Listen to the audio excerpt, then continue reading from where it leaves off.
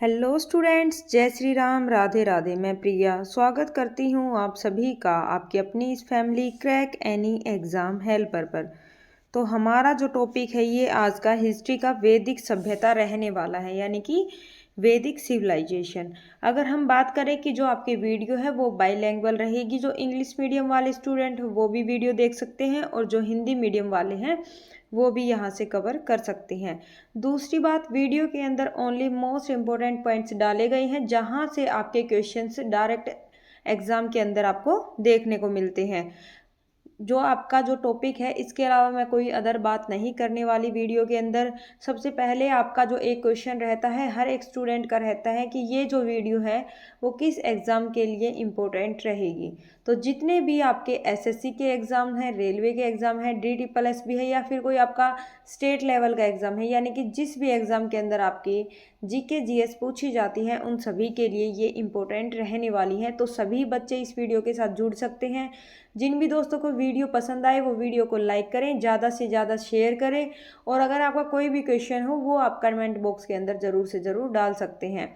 दूसरी बात, जिन भी लोगों ने अभी तक चैनल को सब्सक्राइब नहीं कर रखा, सबसे पहले वो चैनल को सब्सक्राइब कर दें और बेल आइकन को ज़रूर से ज़रूर प्रेस करें ताकि जितनी भी वीडियोस आने वाली हैं आगे उन सभी का नोटिफिकेशन आपको टाइम टू टाइम प्रोवाइड हो जाए। हमारी वीडियो कभी 2 दिन में कभी 3 दिन में आपके पास अपलोड होती रहती है, जो कि आपका हिस्ट्री ज्योग्राफी दोनों जो पोर्शन है आपका साथ में चला हुआ है। एग्जाम से पहले क्या है बेटा, आपकी जितनी भी वीडियोस हैं कंप्लीट जो आपके टॉपिक्स हैं वो यहाँ पर क्लियर करवा दिए जाएंगे।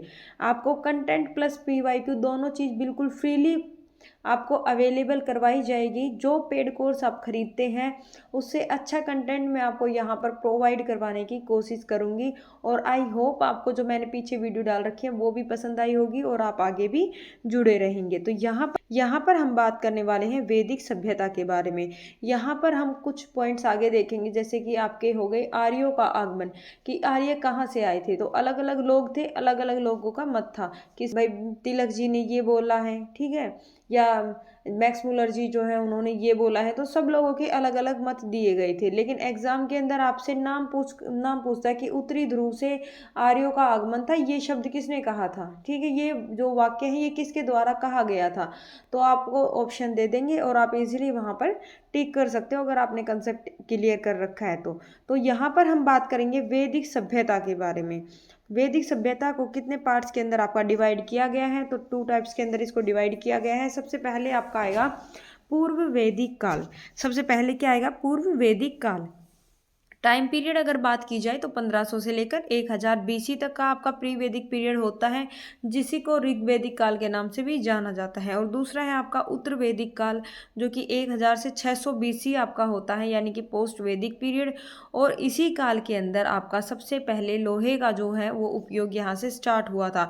अगर बात की जाए कि एविडेंस, लोहे का सर्वप्रथम एविडेंस आपका कहाँ से देखने को मिला था, अतरंजी खेड़ा, अंतरसी खेड़ा सॉरी, एटा, यानी कि जो यूपी के अंदर आपका एटा पड़ता है वहां से आपके एविडेंस देखने को मिले हैं लोहे के। तो देख लेना आप यहाँ पर वैदिक जो सभ्यता है उसको 2 टाइप्स के अंदर डिवाइड किया गया है। पहला है आपका ऋग्वैदिक काल और दूसरा है आपका उत्तर वैदिक काल। नेक्स्ट है आपका यहाँ पर कुछ इंपॉर्टेंट फैक्ट्स हैं जो कि मतलब वैदिक सभ्यता के बारे में दिए गए हैं कि वैदिक सभ्यता के जो लोग थे वो किस तरह से अपना निवास करते थे, किस दिनचर्या के साथ वो लोग रहते थे, क्या खाते थे, कैसे अपना जीवन व्यतीत करते थे। अगर उस बारे में बात की जाए तो ये क्या थे, शाकाहारी और मांसाहारी दोनों थे आपके वैदिक सभ्यता के लोग। इनके अंदर आपकी दोनों सभ्यताएं आएंगी, पूर्व वैदिक भी आ गई और आपकी उत्तर वैदिक, दोनों की दोनों इसके अंदर आ गई है। वैदिक सभ्यता के कुछ फैक्ट्स यहाँ पर देखने को मिले हैं कि शाकाहारी और मांसाहारी दोनों थे, यानी कि वेजिटेरियन और नॉन वेजिटेरियन। नेक्स्ट है आपका ये लोग क्या करते थे, सामान्यतः मकान निर्माण भी करते थे, यानी कि मकानों के अंदर ये लोग निवास करते थे। बहुत ही अच्छे तरीके से ये लोग रहते थे। हाउस कंस्ट्रक्शन इन जर्नल, ठीक है। नेक्स्ट है आपका 4 वर्गों के अंदर जो है वो वैदिक सभ्यता को बांटा गया था। 4 वर्ग कौन कौन से थे आपके, पुरोहित, योद्धा, व्यापारी और जो है आपका श्रमिक। इन वर्गों के अंदर जो है वो वैदिक सभ्यता के लोगों को बांटा गया था। फिर से देख लो, पुरोहित, योद्धा, व्यापारी और श्रमिक, 4 वर्गों के अंदर इनको बांटा गया था। अगर बात की जाए, देखना ये वो पॉइंट्स हैं जो एग्ज़ाम के अंदर डायरेक्ट देखने को मिलते हैं, तो सभी पॉइंट्स को आप बिल्कुल अच्छे तरीके से कवर कर लेना। पतन का अगर कारण पूछें कि जो आपकी ये सभ्यता है, इसके पतन का क्या कारण रहा है, तो क्या कारण रहा था, यहाँ पर क्लाइमेट देखने को मिला था, यानी कि बाढ़ या फिर जलवायु परिवर्तन यहाँ पर देखने को मिला था। नेक्स्ट है आपका मापतोल की बात की जाए तो अभी आपकी जैसे अठन्नी चवन्नी, ठीक है, जैसे आपका 500 ग्राम हो गया, फिर 1000 ग्राम हो गया, तो इस यूनिट के साथ में जो है वो आपका मापतोल चलता रहता है। लेकिन उस टाइम पर क्या था, 16 के गुणक में आपकी मापतोल थी, जैसे 16 फिर 32 इस तरीके से थी आपकी, ठीक है। तो मापतोल के जो गुणक थे वो किसके, ये क्वेश्चन इंपॉर्टेंट है बेटा, आता है आपके एग्जाम में कि जो मापतोल के गुणक थे वो कितने थे, 16 के थे, 12 के थे, 14 के थे। तो इस तरीके से आपसे ऑप्शन देखने को मिलेंगे, तो आपके 16 याद रखना इस चीज़ को। हड़प्पा लिपि से लगभग 400 अक्षर देखने को यहाँ पर मिले हैं। कितने अक्षर आपके, लगभग 400 अक्षर जो हैं वो देखने को मिले हैं आपके हड़प्पा सभ्यता से।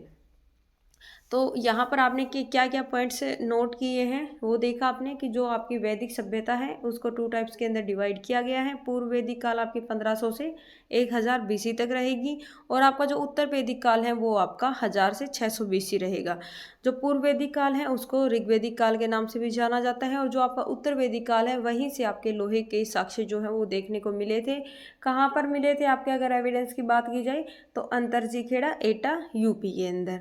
नेक्स्ट अगर हम लोग यहाँ पर बात करते हैं कि कुछ मोस्ट इंपोर्टेंट पॉइंट कौन कौन से हैं, अगर फैक्ट्स की बात की जाए तो 16 के गुणक में यहाँ पर मापतोल थी। पतन का कारण अगर आपसे पूछे तो बाढ़ या जलवायु थे। हड़प्पा लिपि से कितने अक्षर देखने को मिले थे, तो आपके 400 अक्षर देखने को मिले थे। और मोस्ट इंपोर्टेंट है कि ये लोग सर्वाहारी थे, यानी कि शाकाहारी और मांसाहारी दोनों थे, और 4 वर्गों के अंदर जो है ये आपकी जो सभ्यता है वो बटी हुई थी, पुरोहित, योद्धा, व्यापारी और श्रमिक। तो ये आपके कुछ पॉइंट्स थे। नेक्स्ट अगर हम आगे चलेंगे तो बात करेंगे आर्यों का आगमन स्थल, यानी कि आर्यंस अराइवल प्लेसेस। आर्यन कहाँ से आपके आए थे, तो हर एक लोग ने अपना अलग अलग मत दिया था, जितने भी विद्वान थे तो सबने अपना अलग अलग मत रख रखा था कि आर्य मध्य एशिया से आए हैं, किसी ने कहा है कि आर्य वहाँ से आए हैं, ठीक है।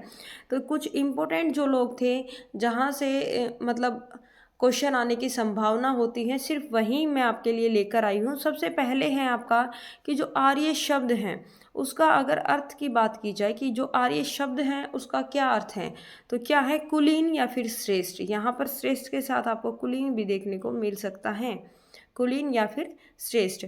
आर्य शब्द का अगर अर्थ पूछा जाए आपसे तो श्रेष्ठ आएगा। आर्य शब्द का जो सबसे पहले जो प्रयोग है वो किसके द्वारा किया गया था, तो अगर बात की जाए तो 1853 में एक मैक्स मूलर नाम के व्यक्ति थे, उनके द्वारा जो है ये मत दिया गया था आर्य शब्द का। 1853 मैक्स मूलर के द्वारा। और मैक्स मूलर कौन थे, अगर ये बात की जाए तो मैक्स मूलर जो है वो मध्य एशिया से आपके निवास करने वाले थे, और इन्होंने जो आपका बोगस कोई अभिलेख 1400 BC के अंदर जो लिखा था उसके अंदर ये बात लिख रखी थी कि आर्य थे, और आर्य आपके जो आर्य जो शब्द है उसका इन्होंने यूज़ किया था। कब किया था, 1853 के अंदर। तो आपका क्वेश्चन यहाँ से बनता है कि आर्य का अर्थ क्या है, श्रेष्ठ या फिर कुलीन। दूसरा क्वेश्चन बनता है कि आर्य शब्द का सर्वप्रथम जो प्रयोग है वो किसके द्वारा किया गया था, तो मैक्स मूलर के द्वारा किया गया था। नेक्स्ट है आपका कि ये बात किसने कही थी कि आर्य उत्तरी ध्रुव से आए थे, तो ये बात की थी बीजी तिलक के द्वारा, यानी कि बाल गंगाधर तिलक ने ये अपना पक्ष रखा था कि जो आर्य लोग थे वो उत्तरी ध्रुव से आए थे। अगर बात की जाए कि दयानंद सरस्वती, उन्होंने क्या कहा था, दयानंद सरस्वती ने कहा था कि आर्य तिब्बत से आए थे। कहाँ से, तिब्बत से। पेन का और अगर हर्ट की बात की जाए, पेन का हर्ट, उन्होंने कहा था कि आर्य आपके जर्मनी से आए हैं। और एडवर्ड मेयर की बात की जाए तो ये बोले थे पामीर के पठार से आर्य को, जो आर्य है उनका जो आगमन है वो पामीर के पठार से हुआ है। फिर से देख लेना, बीजी तिलक ने कहा था कि उत्तरी ध्रुव से आए हैं। तिब्बत से दयानंद सरस्वती ने बताया था। जर्मनी से पेन का और हार्ट के द्वारा बोला गया था। और एडवर्ड मेयर के द्वारा कहा गया था कि जो आर्य है वो आपके पामीर के पठार से आए हैं। तो ये देख लो कि आप कुछ एक और बच गया आपका, गाइल्स, हंगरी। गाइल्स ने क्या कहा था कि हंगरी से आए हैं। तो ये कुछ वो इम्पोर्टेंट पर्सन है जिन्होंने ये बोला था कि आर्य उस जगह से आए हैं, और इन्हीं से आपके क्वेश्चन बनते हैं, इससे बाहर आपके क्वेश्चन नहीं जाएंगे। सबसे पहले आप कंसेप्ट क्लियर करें, और जब मैं आपको PYQ की क्लासेस करवाऊँ तो उन क्लासेस को ज़रूर से ज़रूर लेना, ठीक है। नेक्स्ट है आपका ये पॉइंट देखना कि आर्यों का पंचजन, यानी कि ये लोग जो थे, जैसे हमारे पास क्या है, पहले तो लोग इकट्ठा होंगे, ठीक है। लोगों से क्या बनेगा, एक अपना कंप्लीट परिवार बनता है, जैसे भाई मम्मी पापा बच्चे हो गए। परिवार मिलाकर क्या बनाते हैं, एक गांव का निर्माण करते हैं, जिसको ग्राम बोलते हैं। गांव जो काफ़ी सारे गांव मिल जाते हैं तो वो क्या बनाते हैं, आपके खंड बनाते हैं, यानी कि ब्लॉक का निर्माण करते हैं, ठीक है। और ब्लॉक बनने के बाद क्या बनता है, आपका एक आपका स्टेट बनता है, और स्टेट से क्या बनता है, आपका नेशन बनता है। तो इस तरीके से ये यूनिट की बात की गई है। तो आपका क्वेश्चन वैसे आता है, अगर आपसे सीक्वेंस में लगाने को पूछ ले कि छोटे से बड़ा आपको लगाना है या फिर बड़े से छोटा लगाना है, तो वो चीज़ आप देख लेना। सबसे छोटी इकाई कुल होती है, सबसे छोटी इकाई कौन सी है, कुल है। उसके बाद आपका ग्राम आएगा, यानी कि गांव आएगा। फिर जो कुल है उसको क्या कहा जाता है, जैसे हमारे जो परिवार हैं उस टाइम पर कुल कहे जाते थे। हमारा जिस तरीके से परिवार है उस टाइम पर कुल कहे जाते थे। कुल मिलकर क्या करते थे, ग्राम का निर्माण करते थे। ग्राम मिलकर विश्व का निर्माण करते थे। विश्व मिलकर जन का निर्माण करते थे, और जन मिलकर किस चीज़ का निर्माण करते थे, राष्ट्र का निर्माण करते थे। और राष्ट्र जो है वो इनकी सबसे बड़ी यूनिट थी। सबसे छोटी यूनिट की बात की जाए कुल, और सबसे बड़ी यूनिट आपकी राष्ट्र है। ये आप इंग्लिश में भी यहाँ पर देख लेना। नेक्स्ट है आपका पूर्व वैदिक काल की विशेषताएं। यहाँ पर पूर्व वैदिक काल की विशेषताओं की बात की गई है। तो ये लोग कैसे थे, सर्वाहारी थे, यानी कि शाकाहारी और मांसाहारी दोनों। ये लोग खाद्य पदार्थों को किस नाम से पुकारते थे, तो करब, खाद्य पदार्थों को करब कहते थे। यव किसको कहा जाता था, जौ को। यवांगु की बात की जाए तो जौ का दलिया, जौ का दलिया यवांगु। धन्य शब्द का प्रयोग मरुस्थल के लिए किया जाता था। खाद्य पदार्थ के लिए करब, जौ के लिए यव, यवांगु जौ के दलिये के लिए, और धन्व आपका मरुस्थल के लिए। नेक्स्ट है आपका अघन्या। अघन्या किसको कहते थे ये लोग, गाय को। अघन्या यानी कि न मारे जाने योग्य। गाय को ये लोग बहुत ज़्यादा पूजते थे, मानते थे, और वो लोग कहते थे कि गाय मारे जाने योग्य नहीं है। नेक्स्ट आपका पारावत, समुद्र को कहा जाता था। वेकनाट सूदखोर को कहते थे, वेकनाट सूदखोर। उर्वरा कृषि भूमि को, कृषि भूमि को क्या कहते थे, उर्वरा। आपने इससे पहले भी पढ़ा है कि उर्वरा की देवी किसको माना जाता था, भूमि को। तो यहीं पर है उर्वरा कृषि भूमि, यानी कि जो कृषि आपकी उपजाऊ होती है, जहाँ पर आपकी फसल उगाने के जो लायक आपकी भूमि होती है, उसी को उर्वरा कहते थे। नेक्स्ट है सूरा या फिर सोमरस। सूरा या फिर सोमरस। सोमरस क्या था, इनके लिए एक पवित्र पेय था, यानी कि पदार्थ था, पवित्र पेय, जिसको त्याज्य पदार्थ भी ये लोग कहते थे, यानी कि ये त्याग करने योग्य हैं। जैसे आप वहाँ पर उस टाइम पर जैसे राजा महाराज जो थे वो सोमरस का उपयोग करते थे, और आमजन भी उनके साथ में करने लग गए देखकर। तो क्या बोलते हैं कि जो राजा महाराज हैं उनकी दिनचर्या, उनका कार्य, उनका व्यवहार सब कुछ अलग होगा, और जो आमजन है वो लोग इसका यूज़ नहीं कर सकते, ओनली राजा ही कर सकते हैं। तो सोमरस आपका पवित्र पेय माना जाता था, और ये एक ताज्य पदार्थ था। और मैं मोस्ट इम्पोर्टेंट यहाँ पर ये क्वेश्चन है जो आपका एग्जाम के अंदर, देखो दोनों क्वेश्चन आपके आए हुए हैं। ये देख लेना कि भाषा, अगर पूर्व वैदिक सभ्यता की बात की जाए कि उनकी भाषा क्या थी, तो वो लोग संस्कृत भाषा का उपयोग करते थे। कौन सी भाषा थी, संस्कृत भाषा। नाई को क्या कहा जाता था, वप्ता। नाई को क्या कहा जाता था, वप्ता। वस्त्र किस चीज़ के बनते थे उनके, सूती, यानी कि सूत के, ऊन के, और या फिर मर्ग चरम, हिरन जो है उसकी स्किन के भी कपड़े बनाकर पहने जाते थे। नेक्स्ट है आपका ऋग्वैदिक कालीन नदियों के नाम, नेम्स ऑफ ऋग्वैदिक रिवर्स। ऋग्वैदिक कालीन नदियों के क्या क्या नाम है, वर्तमान में क्या नाम है, और ऋग्वैदिक काल में नदियों के क्या नाम थे। तो अगर नाम की बात की जाए तो ये तो आपकी नदियां हैं, ये इधर इनके पुराने नाम हैं। काबुल नदी आज के टाइम में है, उसको पहले किस नाम से जाना जाता था, काबुल को कुंभा के नाम से। झेलम नदी जो है वर्तमान में क्या नाम है, झेलम उस टाइम पर क्या बोलते थे, वितस्ता। झेलम को वितस्ता। अगर बात की जाए सिंधु नदी की, तो सिंधु का क्या नाम था, सिंध, हिरब या फिर हिरने। सिंध, हिरब या हिरने। चिनाब नदी जो है आपकी, उसको अश्किनी कहते थे, चिनाब नदी को अश्किनी। गंडक को सदानीरा, गंडक को सदानीरा। रावी को पुरुषपणी, पुरुष पणी। जिनके ऊपर मैंने स्टार लगा रखा है उनको आप ज़्यादा ध्यान कर रखना, बार बार में जब भी रिवाइज करो तो उनको ज़रूर से ज़रूर रिवाइज कर लेना एक बार। नेक्स्ट है आपका व्यास। व्यास को किस नाम से जाना जाता था? विपाशा के नाम से। व्यास को विपाशा। सतलज की बात अगर की जाए तो सतलज को सतुद्री, सतलज को सतुद्री। और कुर्रम को क्रैमू। कुर्रम को किस नाम से जाना जाता था? क्रैमू के नाम से। तो ये आपकी कुछ नदियाँ थी। और एक चीज़ और याद रखना इसके साथ में, आप नदियों से आपके क्वेश्चन पूछे जा चुके हैं एग्जाम में। मैंने आपको पहले ही वीडियो स्टार्ट करने से पहले ये चीज़ बोल दी थी कि जहाँ से आपके क्वेश्चन एग्जाम में बनते हैं ओनली वही कंटेंट आपको प्रोवाइड करवाया जाएगा। तो किसी भी चीज़ को बीच में स्किप मत करना। अगर आपको वीडियो पसंद आई हो तो वीडियो को लाइक ज़रूर करें और वीडियो को ज़्यादा से ज़्यादा शेयर करें। एक आपकी नदी है घग्गर नदी। घग्गर नदी को द्वशदती, नदीतमा, देवीतमा, मातेतमा नाम से भी जाना जाता था। और जो घग्गर नदी है आपकी उसी को सरस्वती नदी कहा जाता था उस टाइम पर। घग्गर नदी को क्या कहा जाता था? सरस्वती नदी। और सबसे पवित्र नदी मानी गई है आपकी सरस्वती नदी ऋग्वैदिक काल में। एग्जाम में आया था आपका क्वेश्चन कि सबसे पवित्र नदी ऋग्वैदिक काल की कौन थी? काफ़ी सारे बच्चों ने सिंधु नदी लगाया और काफ़ी सारे बच्चों ने गंगा नदी लगाया। लेकिन आपको एक चीज़ बता देती हूँ, यही कन्फ्यूज़न बच्चे का 1 नंबर लेकर डूब जाता है। आपकी जो सबसे पवित्र नदी थी कौन सी नदी थी? सरस्वती नदी। और जो यहाँ पर दे रखे हैं कि जो आर्य शब्द हैं वो ऋग्वेद में कितनी बार देखने को मिला है? तो ऋग्वेद के अंदर ये 33 बार आपका आर्य शब्द देखने को मिला है। यहाँ से भी आपके क्वेश्चन बन चुके पहले, तो इनको स्किप मत करना। अग्नि आपका 200 बार देखने को मिला है। अग्नि कितनी बार मिला है? 200 बार। आर्य शब्द आपका 33 बार। विष्णु शब्द की बात की जाए आपका तो 100 बार। विष्णु शब्द कितनी बार मिला है? 100 बार। शिव आपका जो शिव भगवान शब्द है वो आपका शिव शब्द आपका 3 बार देखने को मिला है। गंगा नदी की अगर बात की जाए वर्तमान में सबसे पवित्र नदी है, भारत की सबसे लंबी नदी है। कितनी लंबाई है इसकी? 25 किलोमीटर, यानी कि 2525 किलोमीटर इसकी लेंथ है। और सबसे लंबी नदी है आपकी गंगा नदी। सबसे पवित्र नदी भी मानी जाती है। लेकिन ऋग्वैदिक काल के अंदर जो गंगा नदी है इसका वर्णन ओनली 1 बार देखने को मिला है। कितनी बार देखने को मिला? ओनली 1 बार। नेक्स्ट है यहाँ पर यमुना नदी। यमुना नदी कितनी बार? 3 बार। सरस्वती नदी सर्वाधिक बार जो पूछी गई है आपकी वो तो है सिंधु नदी 55 बार। और जो सरस्वती नदी है जो उस टाइम में सबसे पवित्र मानी गई थी वो आपकी 50 बार देखने को मिली है।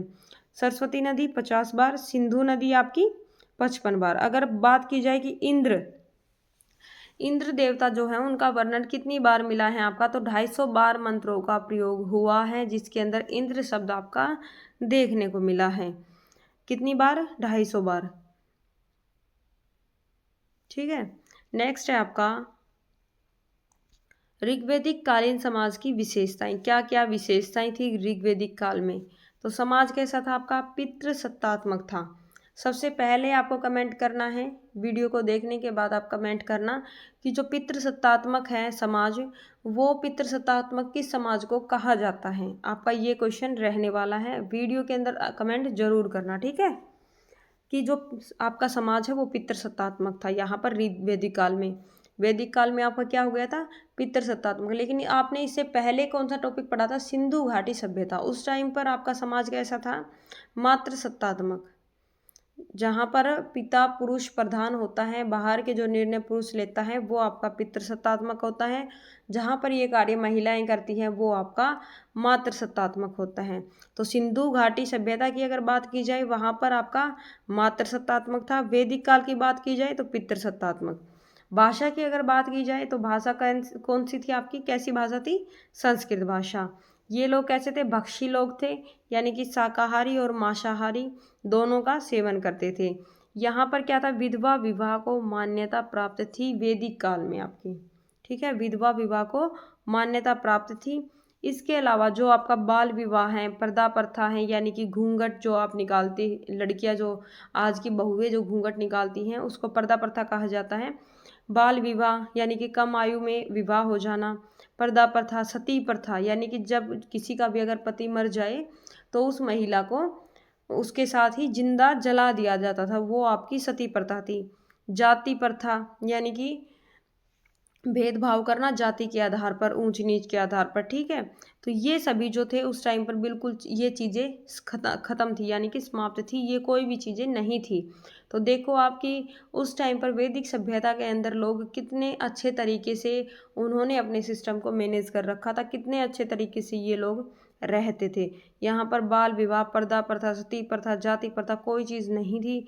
विधवा विवाह को मान्यता प्राप्त थी, यानी कि जो विधवा हैं वो भी दोबारा विवाह कर सकती थी। नेक्स्ट है आपका अंतरजातीय विवाह भी यहाँ पर प्रचलित था, यानी कि इंटरकास्ट मैरिज, एक दूसरी जाति के अंदर लोग क्या थे, ऊंच नीच को ना देखते हुए विवाह कर सकते थे। तो ये जो आपके कुछ मोस्ट इम्पोर्टेंट पॉइंट्स थे वो मैं इस वीडियो के अंदर लेकर आई थी। दोस्तों एक चीज़ आपको बता देती हूँ, ये जो आपकी वैदिक काल है, वैदिक काल का आपका ये पार्ट फर्स्ट था, ठीक है।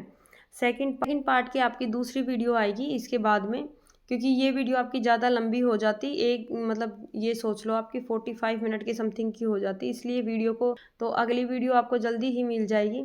तब तक आप इस वीडियो को देख लेना, रिवीजन कर लेना। जिन भी बच्चों को नोट्स चाहिए वो टेलीग्राम ज्वाइन कर लेना, टेलीग्राम का लिंक आपको वीडियो के डिस्क्रिप्शन में मिल जाएगा। और अच्छे तरीके से आप अपनी तैयारी कर लेना। मैं इतना आपको बताती हूँ कि जो मैं आपको ज्योग्राफी और हिस्ट्री का पोर्शन करवाऊंगी वहाँ से आपके क्वेश्चन बाहर देखने को नहीं मिलेंगे। सबसे पहले आपको कंसेप्ट क्लियर करवाऊंगी, उसके बाद में आपको सभी पीवाई के क्वेश्चंस करवाऊंगी जो आपके एग्जाम के अंदर पहले पूछे गए थे, वो वाले क्वेश्चन लेकर आऊंगी, वन लाइनर क्वेश्चन भी लेकर आऊंगी। तो जितने भी आपके डाउट्स जो बन रहे हैं फिलहाल भी, वो आपके आगे क्लियर हो जाएंगे। मैराथन क्लास भी आपकी लगाई जाएगी और मैं कोशिश करूंगी कि आगे आपकी डेली क्लास रेगुलर रूटीन से आती रहे, ताकि आप भी अच्छे तरीके से तैयारी कर पाओ। थैंक यू दोस्तों, जय श्री राम। मिलते हैं नेक्स्ट वीडियो में।